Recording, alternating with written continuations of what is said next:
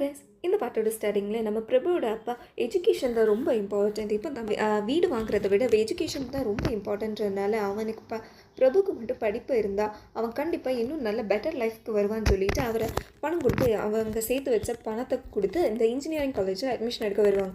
அப்போ நம்ம பிரபு மெக்கானிக்கல் எடுக்க நினைக்க, ஆனால் அங்கே இருக்க கரஸ்பாண்டன்ட் அதை மெக்கானிக்கலை விட ஐடி தான் ஃப்யூச்சர்னு சொல்லி மாற்றி ஐடி எடுக்க வைக்க நம்ம பிரபுவோட அப்பாவும் பிரபுவை கன்வின்ஸ் பண்ணி ஐடி எடுக்க வைக்கிறாங்க.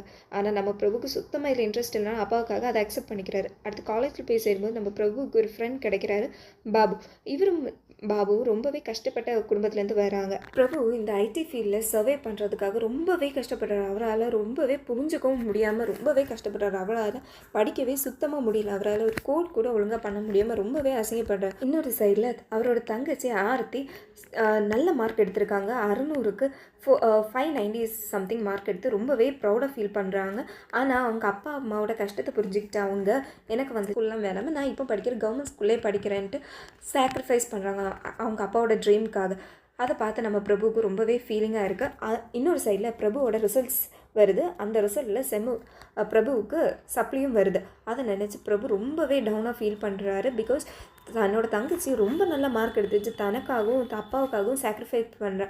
ஆனால் பிரபுவால் ஒரு செம்மை கூட கிளியர் பண்ண முடியலன்னு ரொம்பவே ஃபீல் பண்ணுறாரு. ஆனால் நம்ம சரத்குமார் பிரபுவோட அப்பா அங்கே வீடு வாங்குகிற புரோக்கர்கிட்ட போய் 15 லட்சத்தை எப்படியோ கொஞ்சம் சேர்த்துக்கிட்டு போய் பேசுகிறாரு. பட் அவர் சொல்கிறாரு இப்போ விலைவாசியில் ஏறிடுச்சு, 25 லட்சம் ஆகுதுன்னு சொல்லிட்டார். அதனால் நம்ம பிரபுவோட அப்பா தன்னோட ஃபுல் கான்ஃபிடென்ஸையும் பிரபு மேலே போகிறார். பிகாஸ் பிரபு கண்டிப்பாக படித்து முடித்து தன்னோட இந்த நிலைமையை மாற்றுவான். அவரோட ட்ரீமான இந்த வீடு வாங்குறத அவன் நிறைவேற்றுவான்னு சொல்கிறாரு. அப்போ இனிமேல் காலேஜ்க்கே போக மாட்டேன்னு நினச்ச பிரபுவுக்கு தன்னோட அப்பா தன்னை இவ்வளோ நம்புறாரு, இவ்வளோ ரெஸ்பான்சிபிலிட்டிஸ் அவர்கிட்ட வருதுன்னு தெரிஞ்ச பிரபு இனிமேல் தான் நல்லா படிக்கணும்னு முடிவு பண்ணுறாரு. அதனால் கஷ்டப்பட்டு வீட்டிலேருந்து வேலைக்கும் போயிட்டு வந்து படித்து அவரோட சப்ளி எல்லாமே கிளியர் பண்ணி பேக் பேப்பர்ஸ் எல்லாமே கிளியர் பண்ணி தான் அவங்க அப்பாவோட நம்பிக்கையை காப்பாற்றணும்னு அவரோட ஃப்ரெண்டும் முடிவெடுக்கிறாங்க.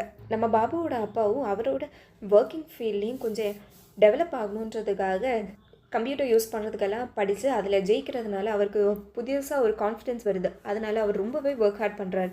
தன்னோட பொண்ணோட படிப்புக்கும் பையனோட படிப்புக்காக ரொம்பவே ஒர்க் ஹார்ட் பண்ணுறாரு. அதனால் அவருக்கு சரியாக தூக்கம் எல்லாம் இல்லாமல் ரொம்பவே கஷ்டப்படுறாரு.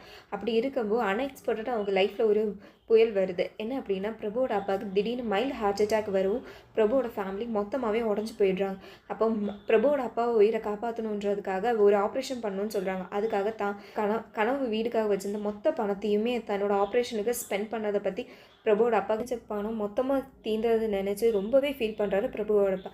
இனி